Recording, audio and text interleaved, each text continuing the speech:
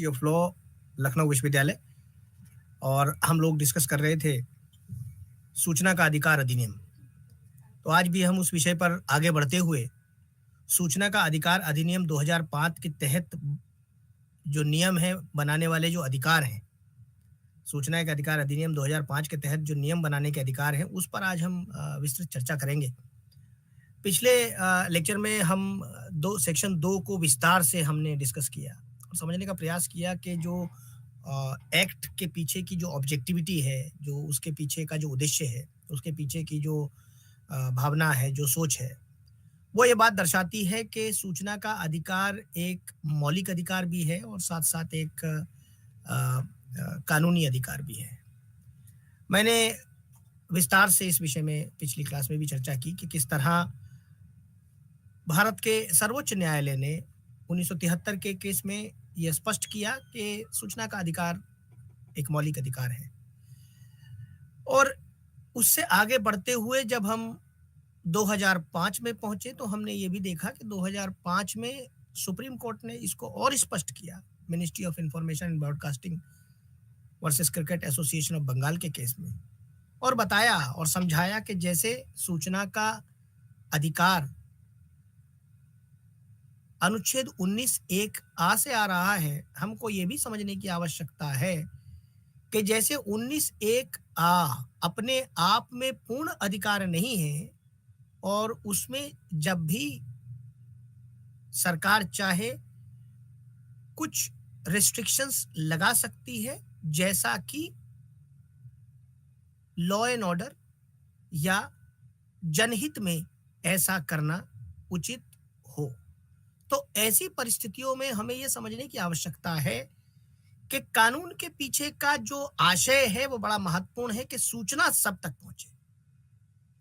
लेकिन यह भी महत्वपूर्ण है कि सूचना सब तक पहुंचे, साथ में सूचना किस परिप्रेक्ष्य में है वह भी देखना बहुत महत्वपूर्ण है, क्योंकि हमें उन उद्देश्य और लक्ष्यों को और उन कार्यों को भी समझना होगा जिनके अंतर्गत केंद्र या राज्य सरकारों को सूचना के अधिकार अधिनियम 2005 के प्रावधान के तहत सूचना प्रदान करनी है। यहाँ यह बड़ा महत्वपूर्ण हो जाता है कि क्या, जैसे हमने पढ़ा अपनी पिछली क्लास में और समझने का प्रयास किया कि सूचना का अधिकार अधिनियम 2005 की धारा 2 के अंतर्गत वो सारे प्राधिकृत अधिकारी, अधिकृत अधिकारी, केंद्रीय सूचना आयोग, राज्य सूचना आयोग, सूचना की डेफिनेशन, जिसमें हम ये भी देख रहे हैं कि वो सारे इलेक्ट्रॉनिक उपक्रम भी आ रहे हैं, वो सारे फिजिकल डॉक्यूमेंट्स भी आ रहे हैं, वो सारे रिकॉर्ड्स भी आ रहे हैं, जो किसी भी प्रशासनिक ऑफिस के पास है, जो केंद्र या राज्य सरकार के अधिकरण के रूप में कार्य कर रहा है।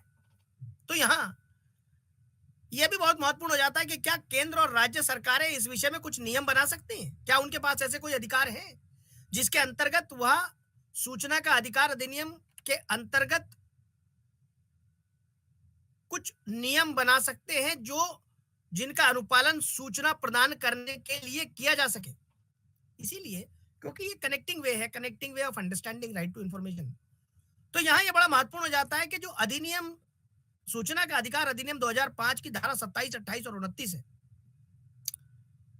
उसको स्पष्ट रूप से बनाया ही इसलिए गया है जिससे कि केंद्र या राज्य सरकारें अपने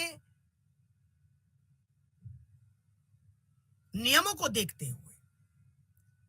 और सूचना का अधिकार अधिनियम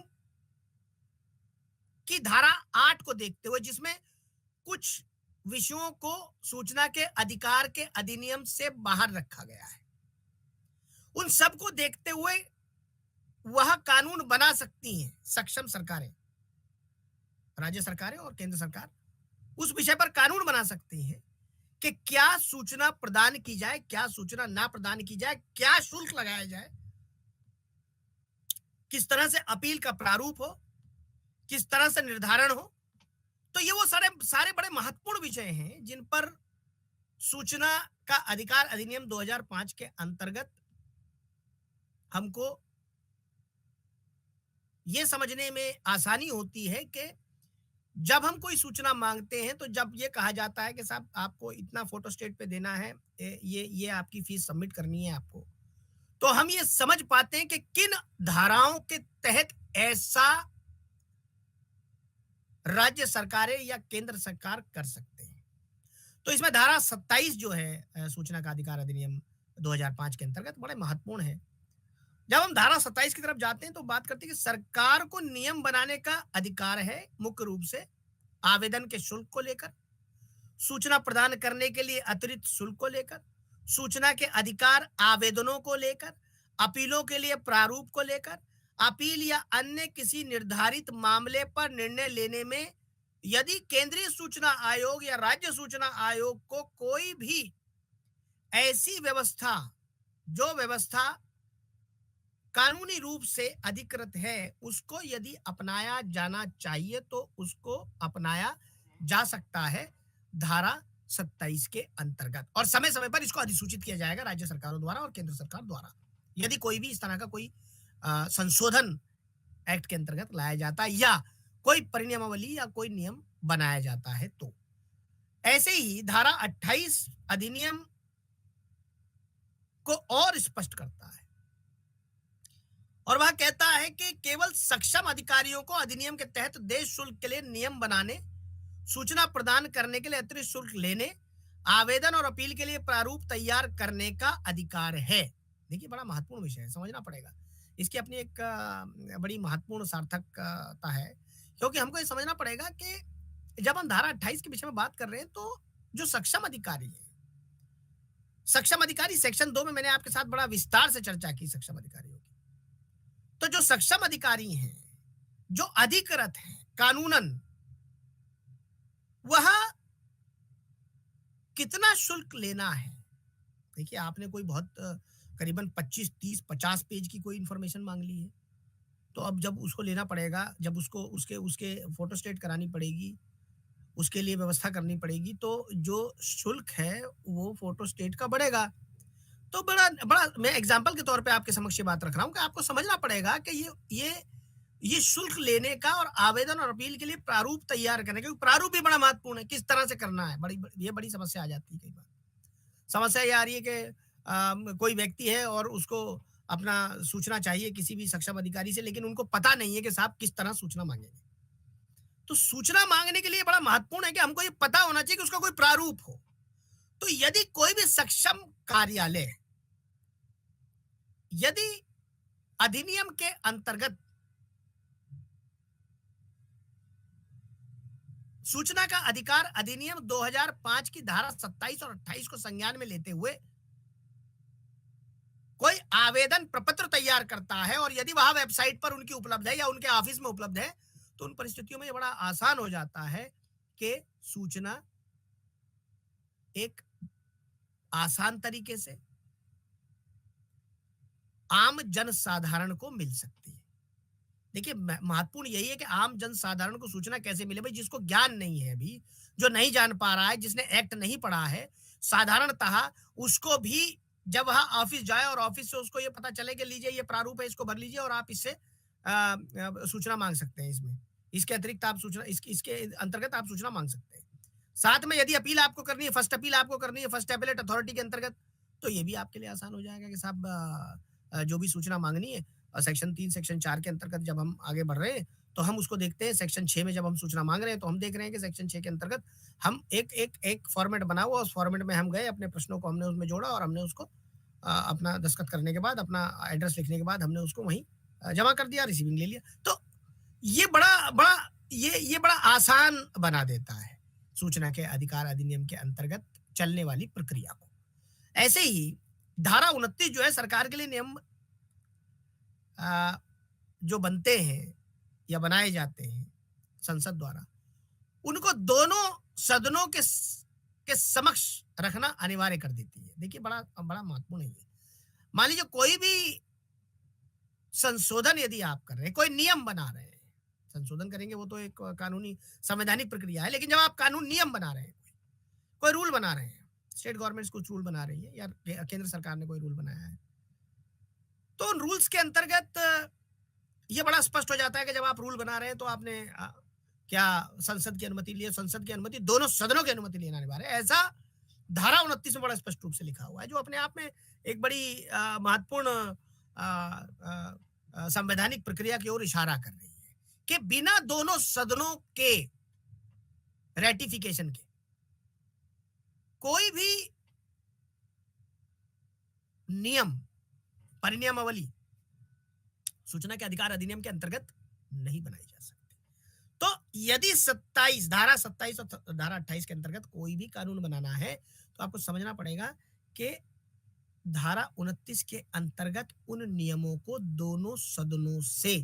पारित करना होगा। यहां जो सूचना का अधिकार अधिनियम 2005 के प्रावधानों को लागू करने के लिए सूचना का अधिकार नियम बनाया गया,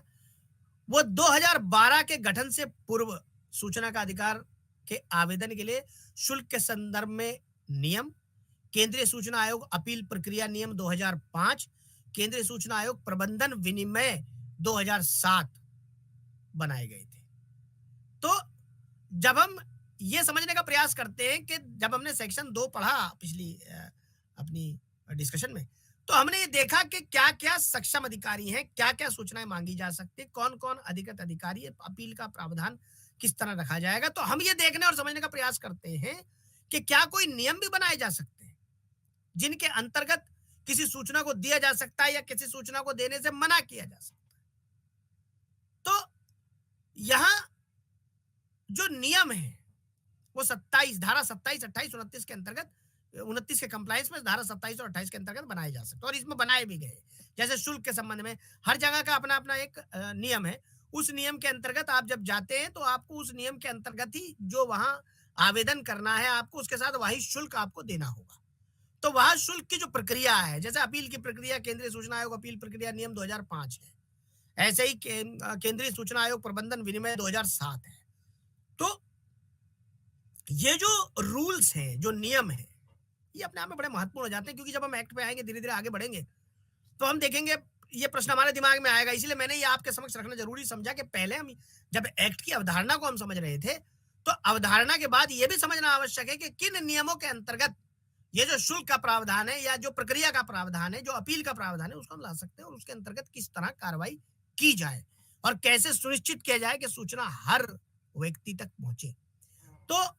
इसको थोड़ा सा विस्तार से चर्चा करेंगे। पहले सूचना का अधिकार शुल्क एवं लागत अधिनियम 2005 पर हम आएंगे। तो सूचना का अधिकार शुल्क और लागत का अधिनियम नियम 2005 जो है वह सूचना का अधिकार 2005 की धारा 27 की उपधारा 2 के खंड खा और गा द्वारा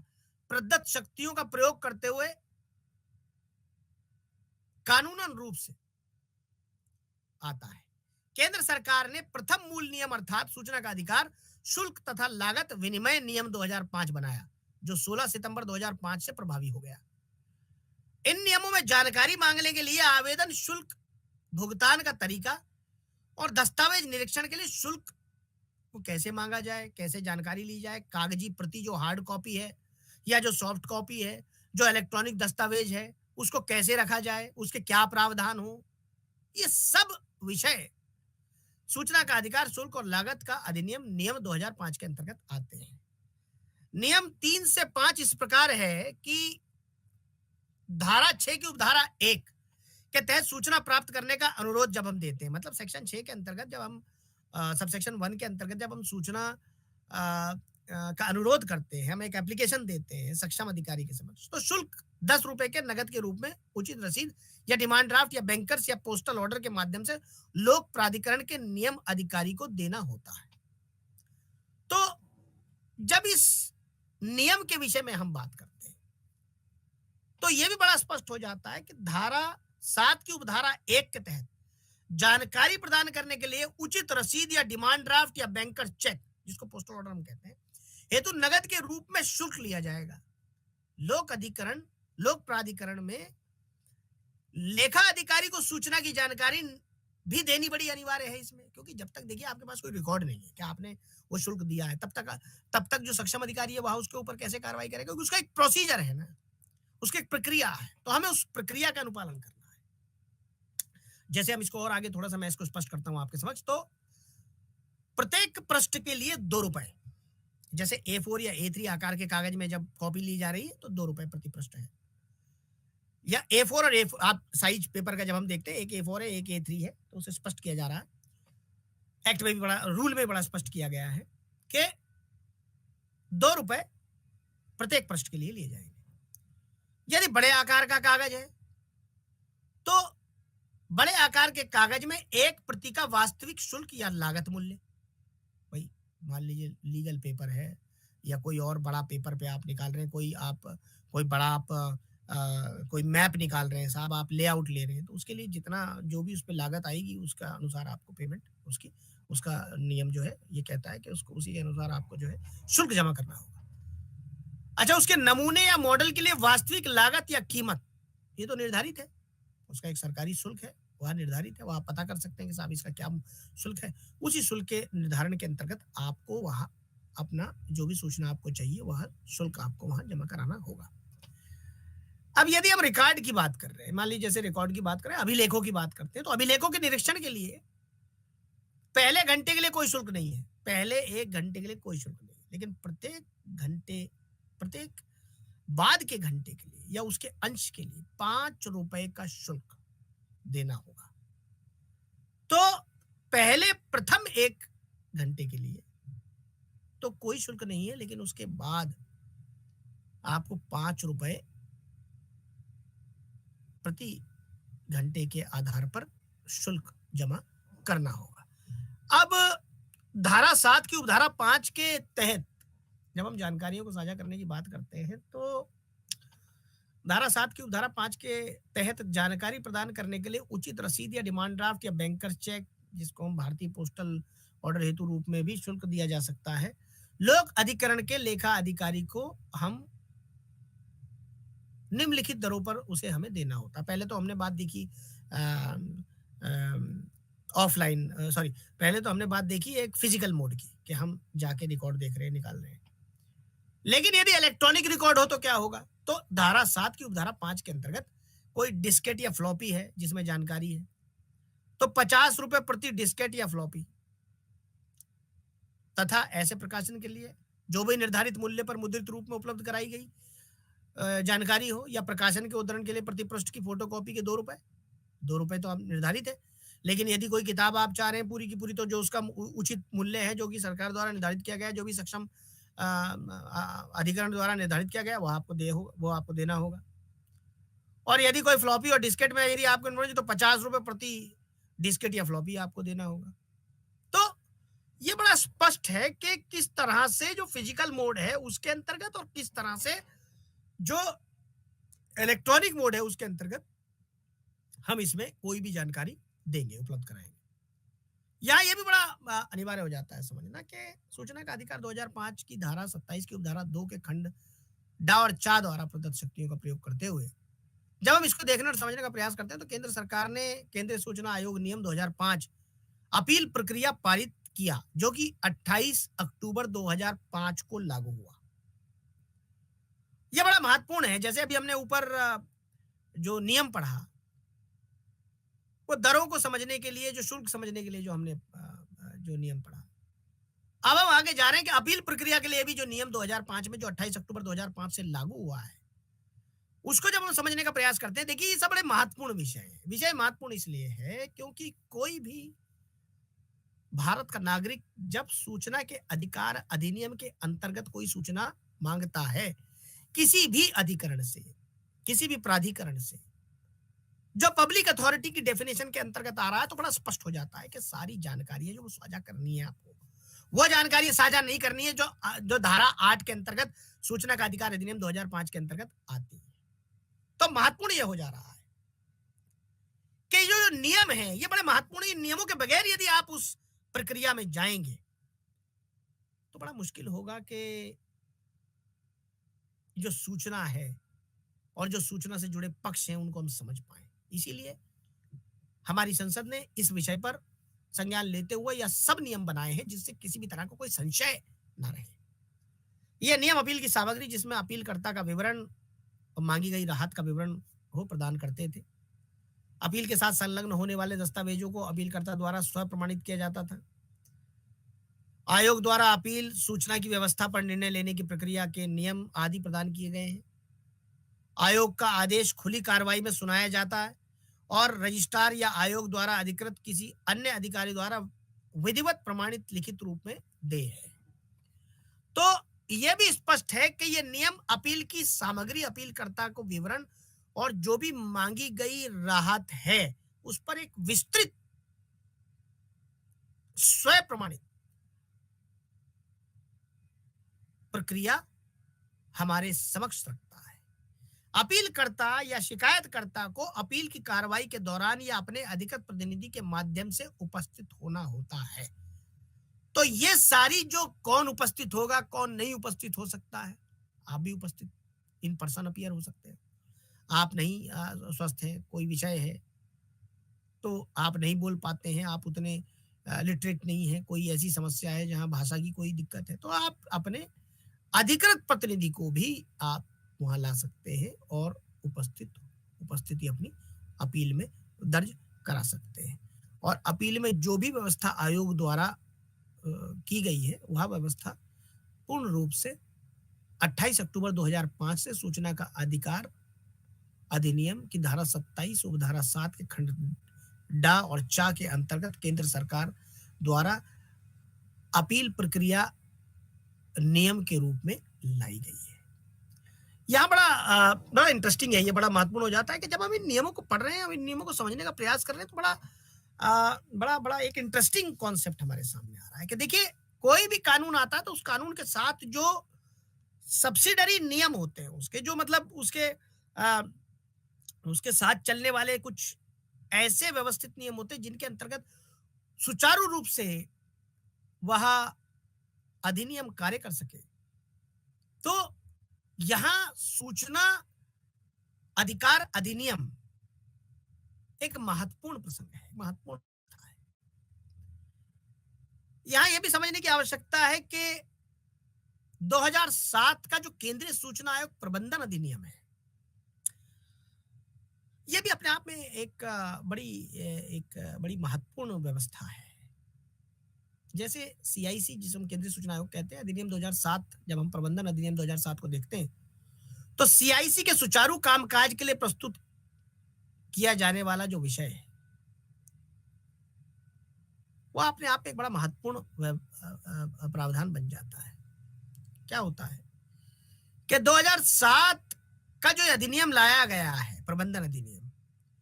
इसको इसलिए लाया गया जिससे सुचारू कामकाज को बढ़ावा मिल सके, व्यवस्थित रूप से केंद्रीय सूचना आयोग का कार्य चल सके और उसमें कोई प्रावधान ना हो। ऐसी व्यवस्थाओं को ध्यान में रखते हुए केंद्रीय सूचना आयोग प्रबंधन अधिनियम 2007 को लाया गया। हालांकि इन नियमों को दिल्ली उच्च न्यायालय ने 2010 में रद्द कर दिया, जिसने निर्णय सुनाया, माननीय दिल्ली उच्च न्यायालय ने 2010 में एक निर्णय सुनाया जिसमें सीआईसी को सूचना का अधिकार अधिनियम 2005 की धारा 12(4) के तहत अधिनियम बनाने का कोई अधिकार नहीं है, ऐसा उन्होंने कहा। लेकिन पटना उच्च न्यायालय सहित कुछ उच्च न्यायालयों ने अपने ऑर्डर्स में सूचना आयोगों द्वारा बनाए गए अधिनियम को मंजूरी भी दी है। सीआईसी ने इस विषय में उच्च न्यायालय के निर्णय को उच्चतम न्यायालय में चुनौती दी है। विषय अभी सब जुडिस है, चल रहा है। यह भी बहुत महत्वपूर्ण है कि क्या केंद्रीय सूचना आयोग नियम बना सकता है, क्या ऐसी व्यवस्था है। इस पर अलग अलग हाई कोर्ट्स का अपना अपना मत है, लेकिन जो नियमावली बनाने की जो प्रक्रिया है केंद्र सरकार की, उसके अंतर्गत यह स्पष्ट है कि राज्य सरकारें और केंद्र सरकार अपने अपने आवश्यकताओं को और जो वैधानिक व्यवस्थाएं हैं उनको ध्यान में रखकर इस पर नियम बना सकते हैं। क्या केंद्रीय सूचना आयोग इस पर नियम बना सकता है, या विषय अभी, क्योंकि इसको टर्न डाउन किया गया है कोर्ट द्वारा, तो अब इस विषय पर कोई, जब तक माननीय उच्चतम न्यायालय इस विषय पर कोई फाइनल ऑर्डर ना दे दे, तब तक इस विषय पर कुछ भी कह पाना तो अभी सुसंगत नहीं है। तो अब हम अगले नियम की तरफ बढ़ते हैं। तो सूचना का अधिकार नियम 2019 जो एक संशोधित अधिनियम है, वह भी आपके समक्ष रखना मेरी बड़ी जरूरी बन जाता है, क्योंकि सूचना का अधिकार अधिनियम के अंतर्गत कार्यालयों की अवधि, वेतन, भत्ते, मुख्य सूचना आयुक्त, केंद्रीय सूचना आयोग में सूचना आयुक्तों, राज्य सूचना आयुक्त और राज्य आयोगों में राज्य सूचना आयुक्तों की सेवा के अन्य नियम और शर्तें, निम्न सूचना का या उससे निम्नलिखित जितने भी सूचना का अधिकार अधिनियम के अंतर्गत आने वाले जो सूचना आयुक्त और मुख्य सूचना आयुक्त हैं, उन सभी की सेवाओं से जुड़े नियम और शर्तों को लेकर एक संशोधन अधिनियम 2019 के अंतर्गत बनाया गया है। और उसमें यह भी स्पष्ट कर दिया है कि जो कोई भी नियम और शर्तें हैं समय समय पर जो सूचना आयुक्तों की सेवाओं से जुड़ा हुआ या मुख्य सूचना आयुक्तों की सेवाओं से जुड़ा जो विषय है, चाहे वह मुख्य सूचना आयुक्त हो चाहे वह सूचना आयुक्त हो, उनकी सेवा शर्तों से जुड़े जितने भी विषय हैं, उस पर प्रशासनिक प्रकृति से किस तरह किन चीजों को ध्यान में रखकर उनके उनकी अपॉइंटमेंट से जुड़े नियम और शर्तें हो, वह सूचना का अधिकार संशोधन अधिनियम 2019 के अंतर्गत स्पष्ट किया गया है। तो यह भी अपने आप में महत्वपूर्ण है कि ये 2019 का जो अमेंडमेंट है, जो लास्ट अमेंडमेंट आया है, उसने उनकी जो सेवा से संबंधित जो व्यवस्थाएं हैं उनको भी स्पष्ट किया है। तो यहां जो नियम और संशोधन है वह मैं आपके समक्ष अभी डिस्कस कर रहा हूं, इसके बाद में सीधे एक्ट की और विशेषताओं पे आपके समक्ष जाऊंगा। तो यहां 2012 का एक सूचना का अधिकार नियम भी बड़ा महत्वपूर्ण है। केंद्र सरकार और राज्य सरकारों द्वारा उच्च न्यायालयों आदि के सूचना का अधिकार अधिनियम 2005 की धारा 27 और 28 की शक्तियों को प्रयोग करते हुए नियमों को बनाया गया, जैसा मैंने आपके समक्ष बात रखी। जबकि सूचना का अधिकार अधिनियम 2012 को तैयार किए जाने के पीछे जो विषय है वह विषय है कि कैसे एक सामंजस्य स्थापित किया जाए देय शुल्कों को लेकर सभी राज्यों के बीच, वह केंद्र शासित प्रदेशों के बीच, वह सभी उच्च न्यायालयों के रजिस्ट्रार और उच्चतम न्यायालय के रजिस्ट्रार, वह सरकार द्वारा जो अधिकृत सक्षम अधिकारी हैं, वो कैसे उन शुल्क दे के विषय में एक सामंजस्य स्थापित करे, उस विषय में सूचना का अधिकार नियम 2012 के अंतर्गत कुछ व्यवस्थाएं बनाई गई है। यहां धारा 27 और 28 के अंतर्गत, जैसा हमने पहले भी डिस्कस किया, जो नियम है वह बनाए गए। उपयुक्त सरकारों और सक्षम अधिकारों द्वारा भिन्न भिन्न अलग अलग शुल्क रखे जाते हैं, जिस पर 2012 के इस नियम के अनुसार कैसे एक यूनिफॉर्मिटी उसके बीच लाई जाए, उस पर एक विस्तृत वर्णन किया गया है। यहां सभी राज्यों और सक्षम प्राधिकारियों से अनुरोध किया गया है इस नियम के अंतर्गत कि वह अपने शुल्कों की समीक्षा करें और भारत सरकार द्वारा रूप उनको निर्धारित करें। ऐसी व्यवस्था 2012 के सूचना का अधिकार नियम के अंतर्गत की गई है। भारत सरकार द्वारा अधिसूचित सूचना का अधिकार शुल्क एवं लागत अधिनियम नियम 2005 को जब हम समझने का प्रयास करते हैं तो यह भी बड़ा स्पष्ट हो जाता है कि समय समय पर जैसा भारत सरकार द्वारा इस पर कोई कानून बनाया जाता है, उसका अनुसरण करते हुए राज्य सरकारें भी अपने यहां वैसे ही कानून बनावे। यह भी बड़ा महत्वपूर्ण है कि भारत सरकार कार्मिक लोक शिकायत और पेंशन मंत्रालय, कार्मिक एवं प्रशिक्षण विभाग, डीओपीटी जिसको हम कहते हैं, department of personal and training, ने केंद्रीय सूचना आयोग अपील प्रक्रिया नियम 2005 और केंद्रीय सूचना अधिकार शुल्क एवं लागत का अधिनियम 2005 के अधिकरण में सूचना अधिकार तंत्र को कुशल और सुचारू संचालन के लिए समय समय पर कानून बनाए हैं, समय समय पर नियम बनाए हैं, माफ कीजिएगा, और ये नियम समय समय पर नोटिफाई भी किए गए। इन्हीं के तहत, इसी के अनुक्रम में जो 31 जुलाई 2012 को नोटिफिकेशन निकला है, उसके अंतर्गत मुख्य रूप से सूचना का अधिकार दाखिल करने के लिए शुल्क से संबंधित नियमों, आयोगों को अपील करने के संबंधित नियमों, उसको को जब भी उनका के विषय में जो भी संज्ञान हमको लेना है, वह संज्ञान हम 2012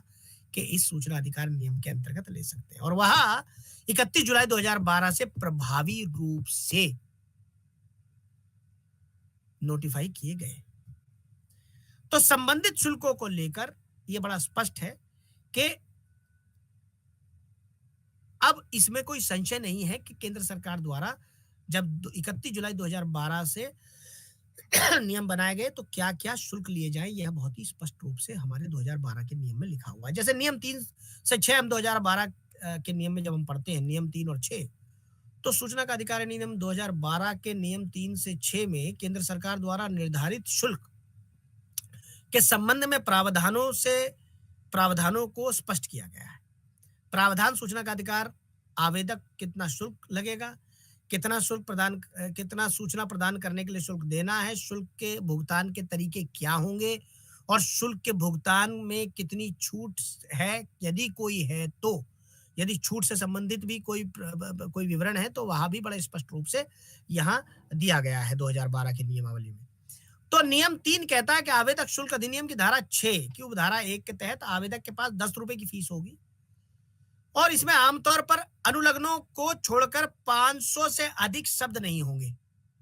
जिसमें केंद्रीय लोक सूचना अधिकारी एवं आवेदक का पता होगा, बशर्ते कि कोई भी आवेदक केवल इस आधार पर खारिज नहीं किया जा सकता, कोई भी आवेदन इस आधार पर खारिज नहीं किया जा सकता है कि उसमें 500 से अधिक शब्द हैं। देखिए, इसमें लिमिटेशन तो रखी गई है 500 शब्दों की, लेकिन यह भी स्पष्ट किया है नियम 3 में 2012 के नियम के तहत कि यदि वह 500 नियमों से ज्यादा भी हो तो हमें उसके उद्देश्य पर जाना, उसकी इंटेंट पर जाना, क्योंकि सूचना का अधिकार एक मौलिक अधिकार है, वो एक लीगल राइट है। तो ये सेक्शन जो नियम 3 है, जो रूल 3 है, वो इस बात को स्पष्ट कर रहा है कि केवल इस आधार पे कि 500 शब्दों से अधिक की एप्लीकेशन है, उसको आप केवल इस आधार पे खारिज नहीं कर सकते। यह भी स्पष्ट है कि 500 शब्दों से अधिक साधारणतः नहीं होनी चाहिए। नियम 4 आगे इस विषय में बात करता है कि जो धारा 7 की उपधारा 1 और 5 के तहत सूचना प्रदान करने के लिए जो शुल्क डिसाइड किए गए, जो दरें डिसाइड की गई, उसको वह स्पष्ट कर रहा है, और वह कह रहा है कि A3 या छोटे आकार के कागज में प्रत्येक पृष्ठ के लिए 2 रुपए, A3 पेपर की जो वो है कॉन्फ़िगरेशन है, A3 या उससे छोटे, यानी A3 या उससे छोटे आकार के कागज में प्रत्येक पृष्ठ के लिए 2 रुपए, बड़े आकार के कागज में फोटोकॉपी की वास्तविक लागत, जो भी लागत हो, नमूने या मॉडल के लिए वास्तविक लागत या कीमत, भाई जो भी उसकी फिजिकल इंटेंट है, जो भी जितने भी उस पर कॉस्ट आ रही है, 50 रुपए प्रति डिस्केट या फ्लॉपी, यदि आप उसे आप उसकी इलेक्ट्रॉनिक कॉपी ले रहे हैं तो, यदि किसी प्रकाशन को आपको लेना है तो जो भी उसका निर्धारित मूल्य है, मान लीजिए आपको कोई किताब चाहिए, कोई रिपोर्ट चाहिए, साहब उसका एक निर्धारित मूल्य है, तो आप उस निर्धारित मूल्य के अंतर्गत उसको लेंगे, या 2 रुपए प्रति फोटोकॉपी के आधार पर आप उसकी फोटोकॉपी करा सकते हैं। निरीक्षण के लिए प्रति घंटे 5 रुपए, पहले घंटे में कोई पैसा नहीं, कोई शुल्क नहीं, लेकिन उसके बाद 5 रुपए। सूचना की आपूर्ति, यदि डाक शुल्क आपको देखना है तो वह 50 रुपए से यदि अधिक है तो वह भी आपको देना होगा। तो नियम 4 ये कह रहा है। नियम 5 की तरफ जब हम बढ़ते हैं तो शुल्क के भुगतान से कहां छूट है। नियम 3 और नियम 4 के तहत शुल्क किसी भी व्यक्ति से नहीं लिया जाएगा जो गरीबी रेखा से नीचे है। देखिए, बड़ा स्पष्ट है, जो बिलो पॉवर्टी लाइन में आ रहा है, जिसके पास वो सर्टिफिकेट है, उपयुक्त सरकार द्वारा जारी किया गया प्रमाण पत्र यदि उनके पास है, तो ये स्पष्ट है कि नियम 3 और 4 के अंतर्गत जो भी शुल्क लगाए गए हैं वह शुल्क उनको दे नहीं होंगे। जो भी व्यक्ति गरीबी की रेखा से नीचे रह रहा है, यदि वह कोई सूचना मांगता है तो यह स्पष्ट है कि वह सूचना उनको बिना किसी शुल्क के मिलेगी। यदि उनके पास सक्षम अधिकारी द्वारा उपयुक्त सरकार द्वारा जारी प्रमाण पत्र है। नियम 6 क्या कह रहा है कि शुल्क के भुगतान का तरीका क्या होगा। इन नियमों के तहत शुल्क का भुगतान नकद में, लोक प्राधिकरण के दफ्तर में, अधिकृत ऑफिस में, लोक अधिकरण के केंद्रीय सहायक लोक सूचना अधिकारी को उचित रसीद हेतु जैसा कि मामला हो देना होगा। लोक अधिकरण के लेखा अधिकारी को दे डिमांड ड्राफ्ट या बैंकर्स चेक पोस्टल ऑर्डर द्वारा। इलेक्ट्रॉनिक माध्यम से लोक अधिकरण के लेखा अधिकारी को यदि इलेक्ट्रॉनिक माध्यम से शुल्क प्राप्त करने की सुविधा लोक अधिकरण के पास उपलब्ध है तो चाहे वह डिमांड ड्राफ्ट से, बैंकर्स चेक से, पोस्टल ऑर्डर से, नकद में, या यदि इलेक्ट्रॉनिक माध्यम से कोई ऑनलाइन व्यवस्था भी उपलब्ध है तो उसके अंतर्गत भी इसको कराया जा सकता है। तो ये जो नियम है, जो लागत के जो नियम है 2012 के, जो सूचना अधिकार नियम 2012 है, इसका जो प्रभावी क्रियान्वयन है ये बड़ा महत्वपूर्ण है। ये इसलिए भी महत्वपूर्ण है क्योंकि ये आपको उन विषयों के विषय में बात बता रहा है जो विषय अपने आप में बड़े महत्वपूर्ण हो जाते हैं। जब सूचना के अधिकार अधिनियम के अंतर्गत जब आप सूचना लेने जाते हैं तो आप कहते हैं साहब ये शुल्क क्यों दें हम, तो ये स्पष्ट कर रहा है कि देखिए ये एक्ट है, इस एक्ट के अंतर्गत जो भी आप सूचना ले रहे हैं, क्योंकि भाई उसमें जितने भी जो भी सरकारी खर्चा आएगा, जो भी आपको जो सूचना दी जाएगी उसमें कई लोग लगे हुए हैं, वो तो सब व्यवस्था के अनुसार लगे हुए हैं, लेकिन जो खर्चा उसमें आएगा वह तो आपको वहन करना पड़ेगा क्योंकि सूचना आप मांग रहे हैं वो भी निम्न दरों पर है। 2 रुपए की फोटोकॉपी प्रति पहले घंटे में कोई शुल्क नहीं है, लेकिन उसके बाद क्योंकि जो जो जो आप इंफ्रास्ट्रक्चर यूज कर रहे हैं, जो जो यूटिलाइज कर रहे हैं और जो जितने भी भाई कर्मचारी लगे हुए हैं सब, तो सारी चीजों को आपको देखना समझना पड़ेगा कि भाई इतनी इतनी व्यवस्था कहाँ होगी, क्योंकि उन्हें तो लोक अधिकरण में कार्य करना है, सरकारी कार्य को सुचारू रूप से आगे ले जाना है, तो उनकी जिम्मेदारी बहुत सारी है। उसमें से वो आपके लिए समय निकाल रहे हैं और सारी चीजों को उपलब्ध करा रहे हैं, तो उसके लिए आपको ये तो रखना पड़ेगा कि एक मिनिमम कॉस्ट हो। इसीलिए सरकार ने वह मिनिमम कॉस्ट रखी है, जिससे कि वो जो खर्चा आ रहा है, मान लीजिए कॉपी पेज A4 पेज निकालना, कहाँ से आएगा वो देखना हमको समझना पड़ेगा। जो हम सूचना मांग रहे हैं तो हमको ये समझना पड़ेगा कि भाई वो A4 पेज कहाँ से आएगा, उसके लिए हमें जो मिनिमम शुल्क है वह देना है। ऐसी व्यवस्था यहाँ स्पष्ट रूप से की गई। और यह भी स्पष्ट है कि यदि कोई व्यक्ति बिलो पॉवर्टी लाइन है, गरीबी की रेखा से नीचे, तो सरकार वह सूचना मुफ्त उपलब्ध कराएगी बिना किसी भुगतान के। अब यहाँ एक विषय और आ जाता है कि क्या सूचना अधिकार अधिनियम के तहत अतिरिक्त शुल्क भी लिया जा सकता है। तो केंद्रीय सूचना आयोग के ने कुछ केंद्रीय सूचना अधिकारियों को, CPIO को, सूचना के अधिकार अधिनियम उपधारा 7(1) के तहत सूचना प्रदान करने के लिए निर्धारित 30 दिनों की अवधि के अंत में सूचना का अधिकार अधिनियम की उपधारा 7(3) के तहत अतिरिक्त शुल्क के बारे में भी सूचित किया है। देखिए क्या होता है कि कभी कभी ऐसी स्थितियां आती हैं कि एक आदेश की आपको कॉपी चाहिए, आपको सर्टिफाइड कॉपी चाहिए, और आपने सर्टिफाइड कॉपी चाहिए, आप उसके लिए आप गए हैं, साथ में इसमें जो आपकी जो सूचना है वह बहुत वॉल्यूमिनस है, बहुत भारी उसमें पेजेस हैं, 10, 15, 20, 50, 100, 200।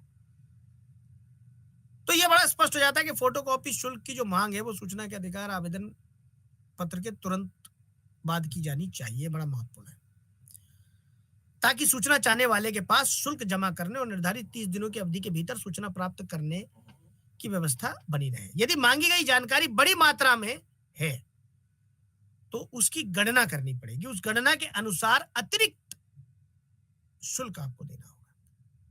क्योंकि इतनी सारी फोटोकॉपी आपको CPIO को देनी है, आपको कहां से देंगे।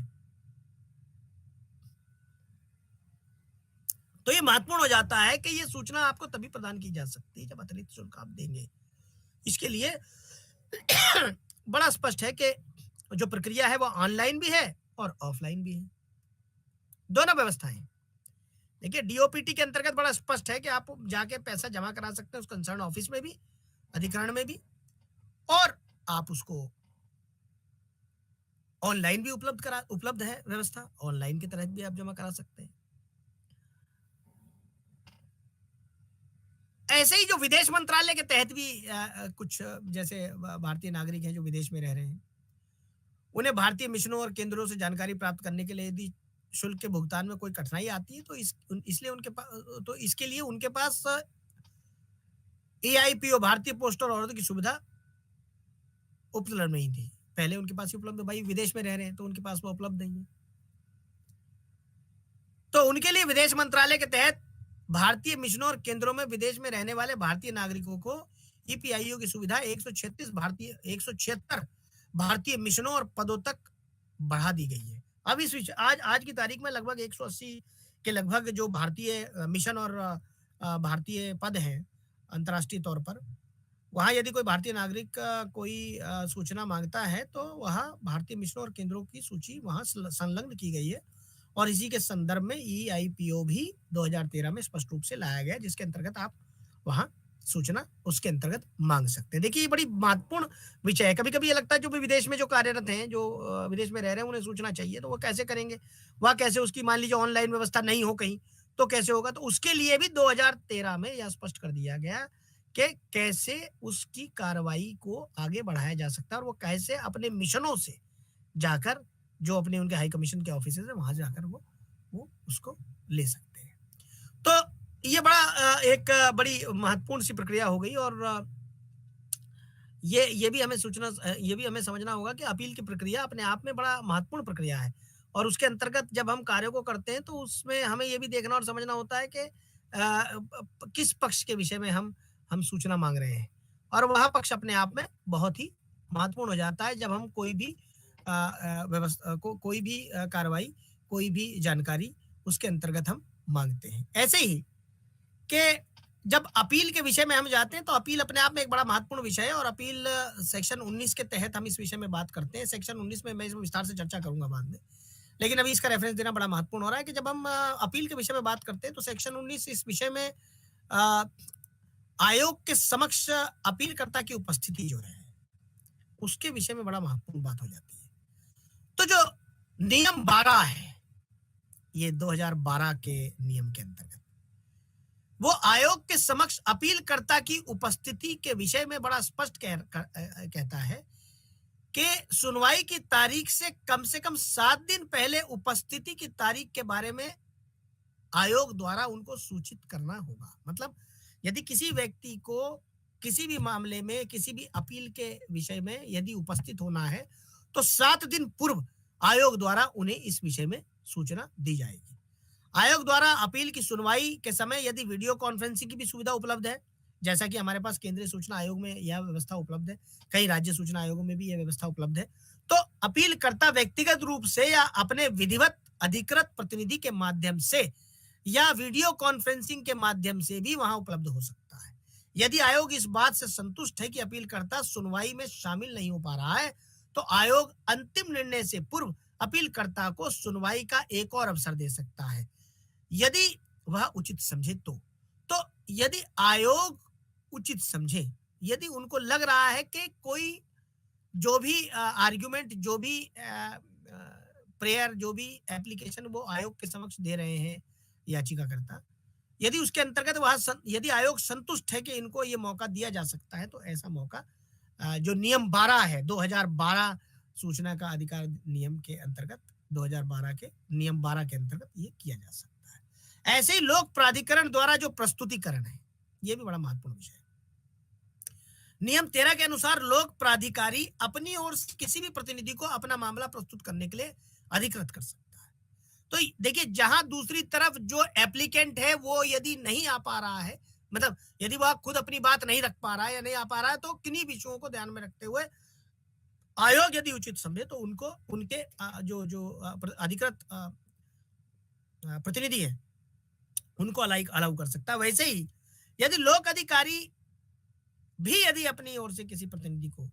अपना मामला प्रस्तुत करने के लिए अधिकृत करना चाहता है, जैसे कई बार क्या हुआ कि ऐसा होता है, मैं एग्जांपल के तौर पे आपके समक्ष रख रहा हूँ कि कोई बड़े अधिकारी हैं जो एपेलेट अधिकारी हैं, वो कई मीटिंग्स उनकी लगी हुई हैं और कुछ ऐसी मीटिंग्स हैं जिनको अवॉइड नहीं किया जा सकता, तो वो एक एप्लीकेशन आयोग के समक्ष देते हैं कि साहब मैं इस विषय को ध्यान में रखते हुए नहीं आ पा रहा, या उनकी तबीयत खराब है, कोई और विषय है, तो अपनी जगह जो भी सक्षम अधिकारी है वहां उनके पास, वहां उनको भेजते हैं और वहां आयोग के समक्ष पेश होंगे और वह सारी कार्रवाई वैसे ही करेंगे जैसे कि कार्रवाई लोक प्राधिकारी से अपेक्षित है। तो यहां बड़ा स्पष्ट है, ये नियम 13 जो है बड़ा स्पष्ट कर रहा है कि किसी भी प्रतिनिधि को पूर्ण रूप से इस पर आप उपस्थित कर सकते हैं। अब यहाँ नोटिस के तामील के विषय में जब हम बात करते हैं तो ये भी एक बड़ा विषय बन जाता है कि जो नोटिस है, जो नियम 14 है, वो बड़ा नोटिस के विषय में बात करता है कि कैसे सूचना की तामील की जाए। तो नियम 14 के अनुसार आयोग नाम से नोटिस जारी कर सकता है, जो कि पार्टी का स्वयं नाम होगा। प्रोसेस सर्वर यानी अदालती सेवक के माध्यम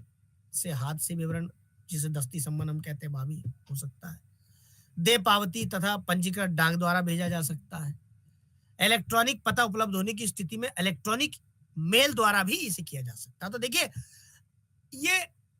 फिजिकल रूप से भी और टेक्निकल रूप से भी, दोनों स्थितियों से इसे किया जा सकता है। उनके घर पे भी भिजवाया जा सकता है, दस्ती सम्मन किया जा सकता है, पंजीकृत डाक से भी भेजा जा सकता है और ईमेल के माध्यम से भी भेजा जा सकता है। तो ये बड़ा स्पष्ट हो गया है कि आज जहां हम सूचना प्रौद्योगिकी की तरफ बढ़ रहे हैं, तो सूचना प्रौद्योगिकी को ध्यान में रखते हुए इलेक्ट्रॉनिक मेल को भी एक बड़ा महत्वपूर्ण सक्षम साधन माना गया है ना। ये बड़ा इंटरेस्टिंग हो जाता है कि जब हम इन 2012 के नियमों को पढ़ते हैं और समझने का प्रयास करते हैं, तो ये भी बड़ा इंटरेस्टिंग पार्ट हो जाता है कि तो नियम, जो आयोग का जो आदेश है, जैसे 14 हम नियम 14 के तहत देख रहे हैं कि साहब कैसे सम्मन दिया जाएगा, तो अब हम नियम 15 के अनुसार ये देखते हैं कि आयोग का आदेश कैसे होगा। तो नियम 15 के अनुसार आयोग का आदेश लिखित रूप से दिया जाएगा, आयोग की मोहर सील के तहत जारी किया जाएगा, जो रजिस्ट्रार या इस उद्देश्य के लिए आयोग द्वारा अधिकृत किसी अन्य अधिकारी द्वारा विधिवत प्रमाणित होगा। सर्टिफाइड कॉपी है, या तो रजिस्ट्रार इस विषय में कोई अपॉइंटेड होंगे या कोई भी सक्षम अधिकारी जो कि आयोग द्वारा निर्धारित किया गया होगा, वह विधिवत रूप से इसको प्रमाणित करते हुए इसे जारी करेंगे। तो आयोग जो है वो हमेशा लिखित होगा और मोहर और सील के साथ होगा। तो स्पष्ट हो गया ये बात, ये नियम 15 कह रहा है, बड़ा स्पष्ट है, तो इसमें कोई संशय नहीं है किसी भी तरह का। तो अनुबंध जो नियम के साथ संलग्न अपील का जो प्रारूप है, वह भी अपने आप में बड़ा महत्वपूर्ण है, जिसमें अपीलकर्ता का नाम और पता, क्योंकि ये सब चीजें उसके साथ लग के आएंगी। जब हम आदेश की प्रतिलिपि आप देखेंगे, तो आदेश की प्रति के साथ आप देखेंगे कि अपीलकर्ता का नाम और पता, केंद्रीय लोक सूचना अधिकारी का नाम और पता, जिसे आवेदन संबंधित किया गया था, वह केंद्रीय लोक सूचना अधिकारी, उनका नाम पता, आवेदन का उत्तर देने वाले केंद्रीय लोक सूचना अधिकारी का नाम व पता, और प्रथम अपील निर्णय करने वाले प्रथम अपीलीय अधिकारी का नाम और पता। तो ये सब विषय जो है उसमें संलग्न होंगे, और आवेदक का विवरण,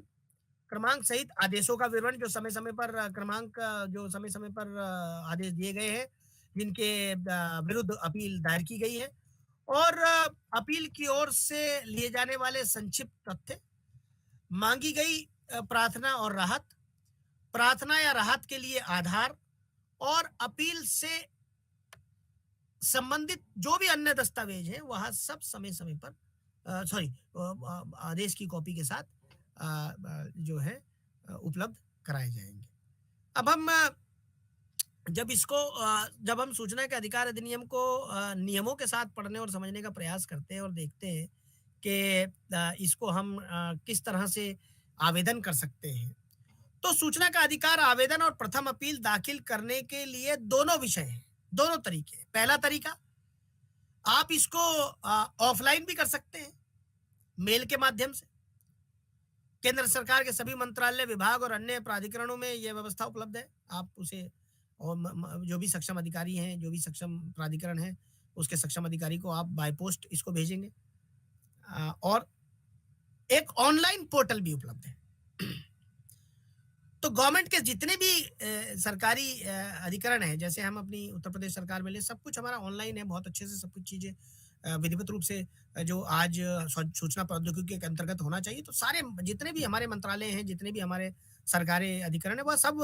ऑनलाइन आरटीआई के अंतर्गत आ रहे हैं। तो पोर्टल पे आप जो भी सूचना मांगना चाहते हैं, आप पोर्टल पे अप्लाई कर सकते हैं, आपको ऑफलाइन जाने की जरूरत। ऐसे और भी राज्यों में, कहीं और जगह भी, और सभी राज्यों में, मोस्टली सभी राज्यों में ये व्यवस्था उपलब्ध है। और केंद्र सरकार के जितने भी सरकारी जो ऑफिस हैं उनमें ये सूचना उपलब्ध है, ये व्यवस्था उपलब्ध है कि ऑनलाइन के जरिए भी ये सारी जो जानकारी है वह ली जा सकती है। और ये भी बड़ा स्पष्ट है कि बिलो पॉवर्टी लाइन, जो गरीबी की रेखा से नीचे रहने वाले जो हमारे भाई हैं, उनके लिए भी ये व्यवस्था स्पष्ट रूप से है कि उनको कोई भी सूचना यदि उनको चाहिए तो वह सूचना बिना किसी भुगतान के उनको दी जाएगी। ऐसी व्यवस्था बड़े स्पष्ट रूप से की गई है। और जब हम ऑनलाइन 10 रुपए का भुगतान करते हैं तो जब जब ऑनलाइन मोड से हम कोई पोर्टल के जरिए जब हम कोई सूचना मांगते हैं तो इंटरनेट बैंकिंग के द्वारा, क्रेडिट या डेबिट कार्ड द्वारा या रुपे कार्ड द्वारा उसका भुगतान हम किया कर सकते हैं। ऐसा अपेक्षित शुल्क जो है बड़ा स्पष्ट रूप से वहाँ दिया गया है, उसके अंतर्गत यह कार्य किया जा सकता है और सूचना के अधिकार के अधिनियम के अंतर्गत जो सूचना है वह ली जा सकती है। तो ये बड़ा एक महत्वपूर्ण विषय है जो हमें समझने की भी आवश्यकता है कि यहाँ एक एक एक विषय और आपके समक्ष में रखना चाहता हूँ कि कभी-कभी क्या होता है कि कोई व्यक्ति छूट तो चाहते हैं उसमें, लेकिन उनके पास कोई आइडेंटिटी डॉक्यूमेंट नहीं है। तो ये बड़ा महत्वपूर्ण है कि जब तक आइडेंटिटी या डॉक्यूमेंट नहीं है तब तक आप शुल्क में छूट ना पा पाएंगे। ऐसा बड़ा धारा 28 के अंतर्गत बड़ा स्पष्ट रूप से प्रावधान हमारे एक्ट के अंतर्गत किया गया है। यहाँ सूचना का अधिकार अधिनियम 2005 के आरंभ में ही और स्पष्ट रूप से यह दिया गया है कि डिपार्टमेंट ऑफ पर्सनल ट्रेनिंग द्वारा समय समय पर इस पर नियम भी बनाए गए और वहाँ एक्ट में भी स्पष्ट किया गया है कि जो भी प्रश्न आप पूछ रहे हैं वह प्रश्न आप जो चाहे वह ऑनलाइन हो चाहे वह ऑफलाइन मांगे गए हो, आप उनको वैसे ही पूछेंगे जैसे कि पूछा जाना सुनिश्चित है। तो यहाँ ये बड़ा महत्वपूर्ण हो जाता है कि ये नियम अपने आप में एक एक एक सेवा शर्त को, एक व्यवस्था को आपके समक्ष रखते हैं। यहाँ इसमें हमें यह भी समझना महत्वपूर्ण हो जाता है कि जो हमारा जो केंद्रीय सूचना आयोग है समय समय पर इस विषय में जो कार्य है वह करते हैं। और मैं ये भी आपके समक्ष स्पष्ट कर दूं कि समय समय पर जो ऑर्डर केंद्रीय सूचना आयोग द्वारा आते हैं, राज्य सूचना आयोगों द्वारा आते हैं, वह बहुत स्पष्ट रूप से इस विषय पर जो भी प्रस्तावना है वह लाते हैं और इस प्रस्तावना के अंतर्गत समय समय पर जिस तरह से कई सूचनाएं किन किन अधिकृत अधिकारियों से मांगी जा सकती है, कौन कौन इसमें प्राधिकृत अधिकारी हैं, अपील के लिए कहाँ कहाँ जाना है, किन किन विषयों में आप किन किन माध्यमों से आप अपील कर सकते हैं, वह 90 दिन का समय मैं उसको आगे आपके समक्ष रखूंगा जब उसको डिस्कस करूंगा मैं विस्तार से। तो यहाँ ये बड़ा महत्वपूर्ण हो जाता है कि जो हमारा जो शर्तें हैं, जो नियम है, वह बहुत ही स्पष्ट है। सूचना का अधिकार अधिनियम के अंतर्गत बहुत सारे जो प्रश्न कभी-कभी हमारे समक्ष आते हैं, वह ये आते हैं कि साहब बहुत सारे जो क्या ऑनलाइन व्यवस्था सभी जगह उपलब्ध है? क्या ऑफलाइन के लिए किन-किन मसौदा जो है वो जो निर्धारित समय जो मसौदा है क्या वो जो निर्धारित जो शुल्क है या जो निर्धारित फॉर्मेट है, क्या वो हर जगह उपलब्ध है? तो ये भी को स्पष्ट कर दूं कि स्पष्ट रूप से हर पब्लिक अथॉरिटी के यहाँ आज के परिप्रेक्ष्य में जहाँ आप देख रहे हैं कि सूचना प्रौद्योगिकी बढ़ रही है, तो ज़्यादातर जगहों पर सभी जो जो सूचनाएं हैं, जो पब्लिक अथॉरिटी के अंतर्गत आ रही हैं, वह इलेक्ट्रॉनिक मोड से भी आप उपलब्ध करा सकते हैं और आप ऑफलाइन मोड से भी उपलब्ध करा सकते हैं। ये भी बहुत स्पष्ट है कि जो नियम बनाए गए, जैसे मैंने आपके साथ 2005 का नियम पढ़ा, मैंने आपके समक्ष 2007 का नियम आपके साथ डिस्कस किया, मैंने 2012 का नियम जो विस्तार से चर्चा कर रहा है उसको हमने आपके समक्ष डिस्कस किया। तो हमने आपके समक्ष ये बात रखी कि देखिए शुल्क तो निर्धारित है, लेकिन शुल्क निर्धारित होने के साथ साथ आम नागरिकों को ये भी सुविधा सरकार द्वारा दी गई कि यदि उनके पास व्यवस्था नहीं है उस शुल्क को देने की और वह गरीबी की रेखा से नीचे आते हैं, तो उन परिस्थितियों में उनको समय समय पर ऐसी छूट प्रदान की गई है। और ऐसी छूट इसलिए भी प्रदान की गई है क्योंकि ये भी बड़ा स्पष्ट है कि देखिए समय समय पर हमको देखना है कि ये डिपार्टमेंट ऑफ पर्सनल ट्रेनिंग समय समय पर इस विषय में जो नियम है उनमें बदलाव भी करते हैं। और वो नियम समय-समय पर क्योंकि नोडल एजेंसी डीओपीटी है आरटीआई के लिए, तो समय-समय पर वो इस विषय में नियमावली लाते हैं। और वह नियमावली इसलिए भी लाते हैं जिससे कि ज़्यादा से ज़्यादा लोगों तक सूचना का अधिकार अधिनियम के अंतर्गत जो व्यवस्था है वहाँ पहुँच सके। इसीलिए यहाँ ये भी स्पष्ट करना बड़ा महत्वपूर्ण हो जाएगा कि कोई भी जानकारी जो नियमावली के अंतर्गत या बदलते हुए नियमों के अंतर्गत आप ले रहे हैं, वह उन नियमों के अंतर्गत ही ली जा सकती है जो नियम दिए गए हैं। देखिए, यहाँ बड़ा स्पष्ट है, जैसा कि मैंने आपके समक्ष रखा कि साहब जो ऑर्डर है, ऑर्डर का एक बड़ा स्पष्ट रूप है, ऑर्डर का एक बड़ा स्पष्ट तरीका है और उस स्पष्ट तरीके के अंतर्गत ही ऑर्डर को निस्तारण किया जा सकता है। मतलब ऑर्डर में यदि लिखित नहीं है, ऑर्डर यदि सील नहीं है, यदि अधिकृत अधिकारी द्वारा नहीं निर्गत किया गया है, यदि अपीलकर्ता का नाम और पता यदि उसमें नहीं है, यदि केंद्रीय सूचना अधिकारी का नाम उसमें नहीं है, जिसे आवेदन संबोधित किया गया है, तो उन परिस्थितियों में भी बड़ा मुश्किल हो जाता है कभी-कभी कि कैसे सूचना जो है वो जो ऑर्डर है आयोग द्वारा जो दिया गया है उसको हम समझें। तो ये स्पष्ट कर दिया गया है नियम 15 में कि क्या फॉर्मेटिंग होगी ऑर्डर की, जिससे कि कोई संशय ही ना रहे। तो ये बड़ा महत्वपूर्ण है। देखिए, ये इसीलिए लाया गया है जिससे कि जो प्रस्तावना है सूचना के अधिकार अधिनियम की, वह प्रस्तावना वैसे ही समझी जाए जैसे कि समझा जाना सुनिश्चित है। और प्रथम अपील में या द्वितीय अपील में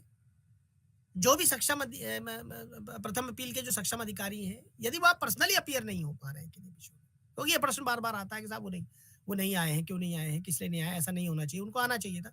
बात कभी-कभी ऐसी होती है कि कभी-कभी के लिए ये परिस्थिति बनती है जब कोई सक्षम अधिकारी किसी और विषय पर उस दिन जिस दिन मैटर कॉज लिस्टिंग में लगा हुआ है आयोग में, वह नहीं आ पा रहे हैं, तो वह पर्सनल अपीयरेंस नहीं कर पा रहे हैं, तो उसके लिए वो एग्जेम्पशन आयोग से ले सकते हैं। उसके लिए उनको रीजनिंग देनी होगी और वह रीजनिंग से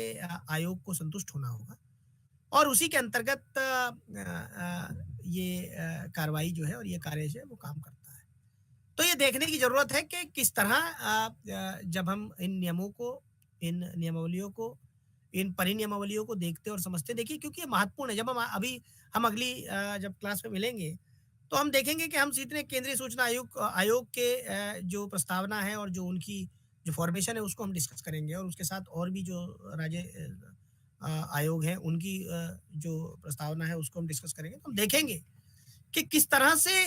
जो क्रियान्वयन है वो काम करता है और इसी क्रियान्वयन के अंतर्गत हम देखने और समझने का प्रयास करेंगे कि किस तरह केंद्रीय सूचना आयोग समय-समय पर और राज्य सूचना आयोग समय-समय पर जो हमारी जो व्यवस्था है सूचना का अधिकार अधिनियम के अंतर्गत, उसके अंतर्गत वह कार्य करते हैं। इसीलिए मैंने जो आज आपके समक्ष ये सारे नियम रखे, मेरा रखने का अभिप्राय यही था कि जब हम एक्ट को और आगे ले जाएंगे और उस एक्ट को समझने का प्रयास करेंगे, तो हमारे पास ये भी क्लियर होना चाहिए कि सूचना का अधिकार अधिनियम 2005 के अलावा भी बहुत ऐसे व्यवस्थित नियम हैं जिन नियमों को ध्यान में रखकर हम सूचना के अधिकार अधिनियम के अंतर्गत सूचना प्रदान करते हैं।